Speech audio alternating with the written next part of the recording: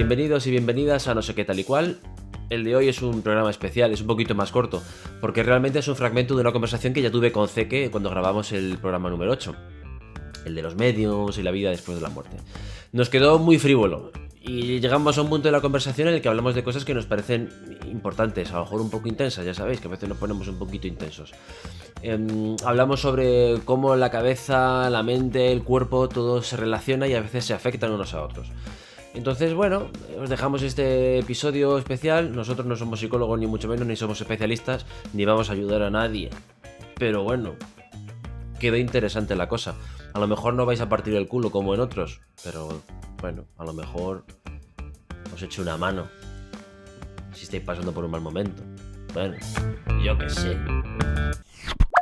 El otro día estaba escuchando el podcast de Mark Maron, que esto simplemente para dejar ahí que escucho podcast en inglés, ¿no? Es como, que por cierto, no sé si te ha pasado alguna vez que estás hablando con una persona normal y de repente pronuncia una palabra en inglés perfecto y tú, lo primero que te sale, vaya subnormal, ¿no?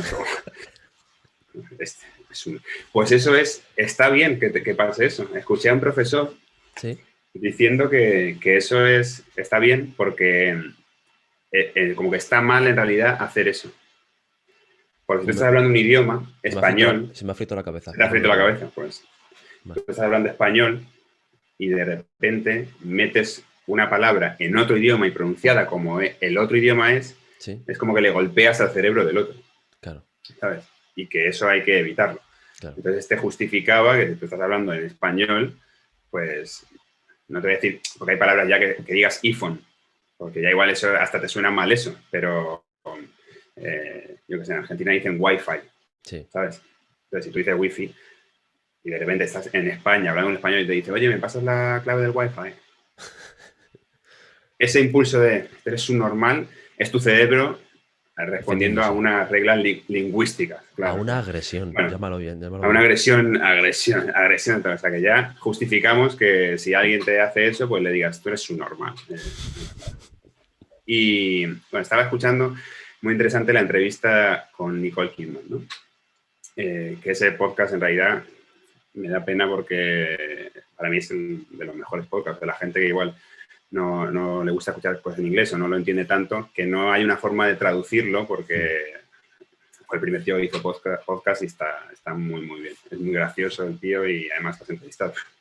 Es un máquina. Es un máquina. Y estaba entrevistando a Nicole Kidman y, por cierto, hablaba de Big Little Lies, que hay una cosa que no sé si te la he contado, que yo tengo un marrón con Big Little Lies que me va a perseguir toda mi vida. ¿Por qué? ¿Qué pasó? Porque Elizabeth, mi señora, la empezó a ver y me dijo, esta serie está súper bien, tal, no sé qué, la vemos, porque yo he visto un capítulo y la vemos y yo, mira, la verdad, le dije algo fatal. Son todas mujeres. Fua. Una historia de todas mujeres. Me dio la verdad, no sabía, ¿no? Es que no había leído nada. Y vi el cartel, que era todo, y digo, es que esto va a ser otra vez, ¿cómo se llama? La de Housewife, la de mujeres... Mujeres desesperadas, sí. Desesperadas, que esa la vi, pero no me apetecía. Era como, si va a ser este rollo, no me apetece. Y no la vi. Ella la vio una temporada entera. Y yo, como que me decía, oye, que está muy bien. Y yo, bueno, llegaste tú. Uf, es que es y me dijiste, estoy viendo Big Little Lies y ¿qué hice yo? Oye, que igual podíamos darle una oportunidad. Me ha dado hasta que al final me dice, uy, no, es que me ha dicho Guillica cuando le dije que era porque tú me habías dicho, o sea, que si te lo dice, con todo su derecho, o sea, total, yo ahí no te... Pero me va a perseguir. Ahora, claro, ahora me recomienda cualquier mierda y me la voy a tener que tragar porque por eso. O sea, ya no puedo decir que no, nunca más. Conclusión, estaban hablando de esa serie y tiene que ver con esto de te iba a preguntar si tú piensas que los pensamientos, lo que pensamos, nos afecta físicamente. No sé qué opinas tú. Físicamente, emocionalmente. Como diría Chiquito, físicamente, moralmente y sexualmente. Totalmente, claro. Sí. Las emociones y tal, bueno. Hombre, y era muy interesante.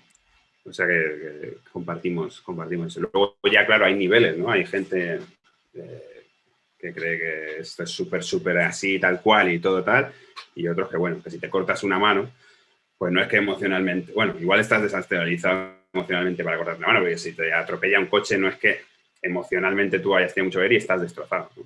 Pero en otras cosas, digamos, lo que es enfermedades del cuerpo, que el sistema autoinmune y todas estas movidas, ¿no? Pero bueno, lo que venía es que le preguntaba por Big Little Lies, decía, joder, qué papel más bueno, porque la verdad que ahí Nicole Kidman lo borda, y ella hace de una mujer maltratada, y en la otra serie que ha hecho ahora con Hugh Grant también tiene un papel así muy... Y entonces ella decía que le pregunta cómo es el proceso y tal, y dice que se enfermó haciendo la serie, porque viviendo emocionalmente, porque esto, claro, es el tema de lo actoral, tú no tienes que meterte, o hay gente que sí, actores que sí, como creer que es verdad lo que estás viviendo, como le pasa a gente, pero sí todos vamos a coincidir en que tiene que el proceso que hagas que sea como de verdad. Pero claro, lo que ella decía es, el cuerpo no diferencia de si es una emoción falsa o verdadera. Correcto. Tú mentalmente sí, tú dices, voy a atravesar esta emoción para jugar a esto, es el periodo de juego, lo hago con el rodaje, pero es que el cuerpo no sabe que eso que tú estás pasando por un maltrato psicológico, como tú estás haciendo que sea verdad, él no decide, para él es verdad todo. Claro. Y esto, porque mucha gente se lo ha oído decir, que tiene que ver con cosas como la visualización y visualizar y sentir que cuando tú haces pensar en eso y que si tu cerebro cree que tal, no diferencia el cuerpo de si es verdad o mentira, ¿sabes? Claro, hombre, hay una diferencia entre eso y luego la gente que dice proyecta que te va a venir el dinero y claro. el dinero. Eso ya es que eres un normal. Sí, sí. Pero otra cosa, perdón, con esto, ha habido gente, y esto es deportistas, por ejemplo, que hacen lo de visualizar conscientemente y que luego dicen, no, es que yo como que sabía que iba a ganar y pasó todo como yo sabía que iba a hacer esto, que iba a hacer la carrera así, que pum, que pan. Claro, yo pienso en eso. Y los otros 8 que están corriendo contigo no hicieron lo mismo, hicieron, y solo uno, ¿sabes? Pero que hay gente y te describe cosas como, no, entonces yo estaba muy tranquilo, pues sabía que iba a pasar tal, yo lo había imaginado. Mi psicólogo hace 4 años así, 5 años, él me recomendó una película que se llama Alta Fidelidad, porque yo estaba con Cusack. John Cusack, sí, que tenía las emociones, o sea, tenía las emociones a flor de piel. Y eso me desestabilizaba mogollón, porque en cuanto empatizaba con cualquier cosa, yo automáticamente redefinía mi vida en base a esa emoción que estaba sintiendo, en vez de tener la cabeza, digamos, centrada y asumir que hay emociones que se pueden sentir y que hay que ubicarlas en su contexto y todo el rollo. Y una frase muy buena en esa peli que dice, no sé si estaba deprimido porque escuchaba canciones de pop o escuchaba canciones de pop porque estaba deprimido. ¿Sabes? Es como... muchas veces es nuestra mente la que entrando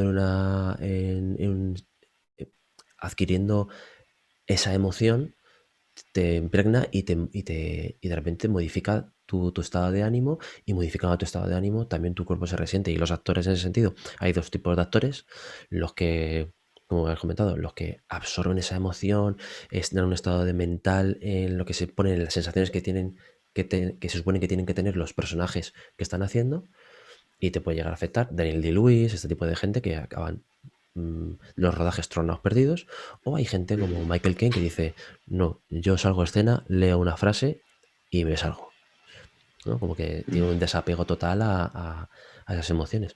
Pero me acuerdo que el psicólogo me dijo, estás deprimido, estás mal, pero sobre todo tienes que trabajar con tu mente. Y me dijo, procura empezar a hacer cosas, aunque no te apetezcan, para que tu cabeza y tu cuerpo y todo tu ser empiece otra vez a tener cierta dinámica. Y hay un dicho inglés que es el de fake it until you make it.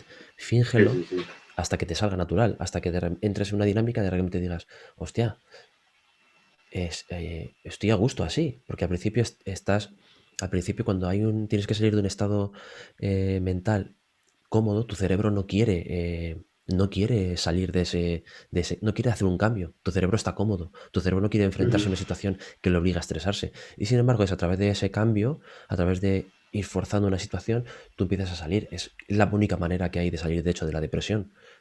Tú estás mal, tú estás ahí apalancado, y a no ser que tú empieces a hacer pequeños gestitos, tú no empiezas a decir, hostia, que puedo, que puedo. Y en ese fingir, en ese actuar, empiezas a encontrar una salida y una dinámica positiva que te ayudan a decir, oye, pues mi vida no es una mierda. Lo que Claro, mierda era yo. una vez vi una charla TED de una tía que hablaba de esto y tal, y decía que no solo funciona en un sentido, sino que su teoría, y que había comprobado con estudios, es que también pasaba al revés, que el cuerpo afectaba a las emociones. Claro. Entonces hacían como experimentos de, pues tú sabes que el lenguaje corporal y las posturas, ¿no? Que si tú estás muy cómodo, estás sentado a lo mejor así, pues lo típico de las piernas abiertas o posiciones de poder. Pues hacían experimentos de gente que ponía la posición durante un tiempo determinado y luego les hacían una prueba de confianza, de test, de no sé qué, conocimiento, tal. Pues la gente que había estado en esa posición de poder con el cuerpo daba mejores resultados que los que no lo habían hecho. Claro. Como que, bueno, es que estamos conectados, en realidad todo está conectado. Claro. Pero lo que te estaba diciendo yo es que esto del pensamiento positivo y que todo es happy, tal, eso es una chorrada. Pero yo sí que creo que hay un discurso en nuestra cabeza. A mí al menos me ha pasado eso y entonces tengo esa experiencia.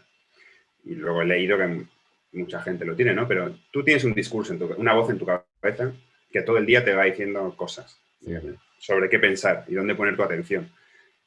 Entonces, igual lo que te pasaba a ti cuando estabas deprimido y en esos procesos, es que lo que te dice todo el tiempo son cosas malas y pensar en lo que te falta y en lo mal que estás, lo mal que has hecho.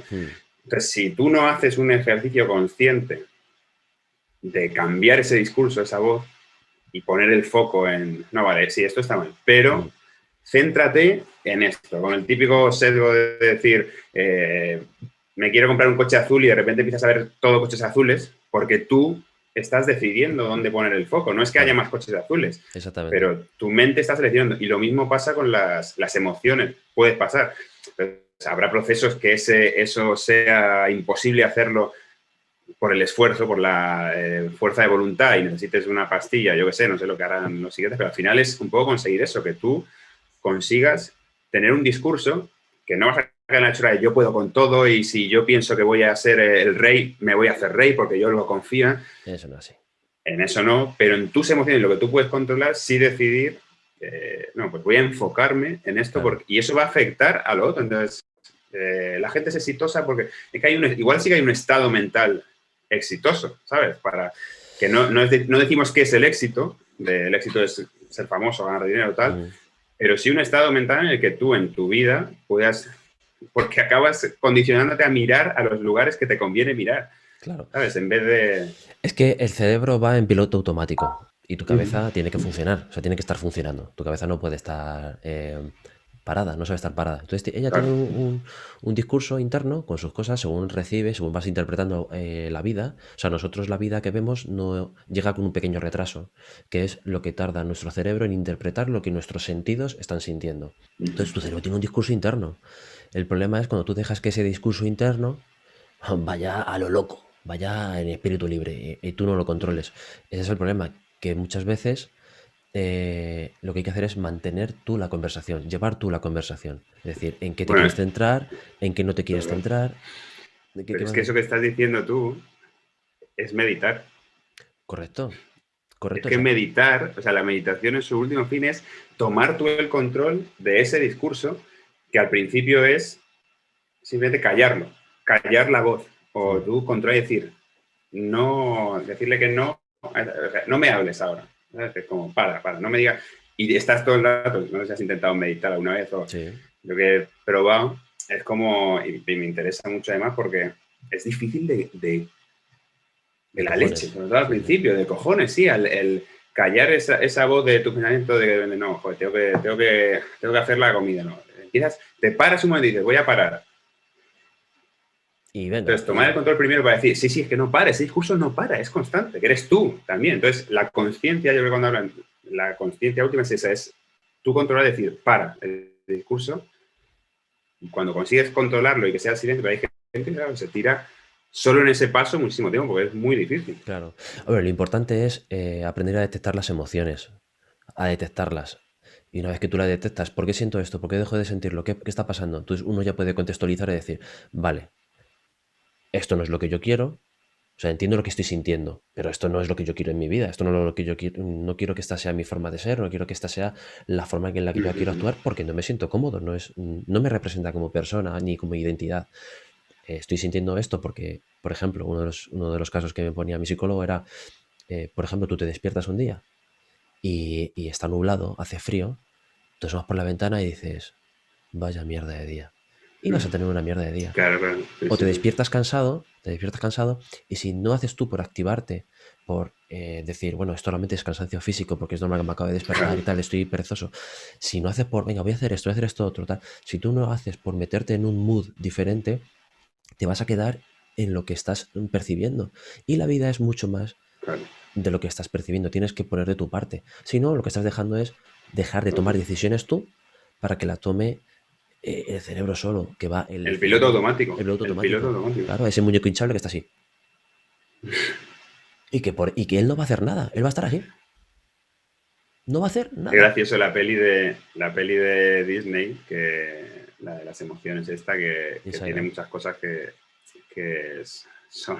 que está muy bien representado. Es un dibujo, pero son así, está, o sea, eso está hecho obviamente con un estudio detrás, pero cuando toma el control de la máquina, la rabia o la ira, es eso, es justamente eso. Claro, necesitas todas, pero tú necesitas controlar la máquina para saber cuándo y por ahí cuándo es necesario. Claro, necesitas saber quién está hablando en cada momento, quién está actuando y decir que, sobre todo, decidir, que eso es lo más importante, decidir qué vas a hacer con eso. Si vas a dejar que esa emoción o esa situación te domine y controle todo lo que hay en este momento alrededor y pagues las consecuencias tú y los que están a tu alrededor, o decir, esto que estoy sintiendo, ¿qué está pasando? Voy a ver qué hago con ello. Hay gente que es muy fría y esto lo hace de putísima madre. Y luego hay otras personas que a lo mejor somos, no sé, más susceptibles o más maleables, viscerales, más viscerales o lo que sea, y de repente una situación te lleva y te arrebata. Te arrebata y... para lo bueno y para lo malo, ¿eh? O sea, para el mal genio o para ser un pusilánime y un blandengue. O sea, es que no hay un término medio. Lo que sí es cierto es que nuestra cabeza y nuestro cuerpo realmente es lo mismo. O sea, somos seres holísticos, somos una unidad formada por muchas cosas que tienen que armonizarse de alguna manera. Y ese es el trabajo que tenemos que hacer nosotros como personas. Eso es lo más complicado, tal vez. Pero hay sabiduría.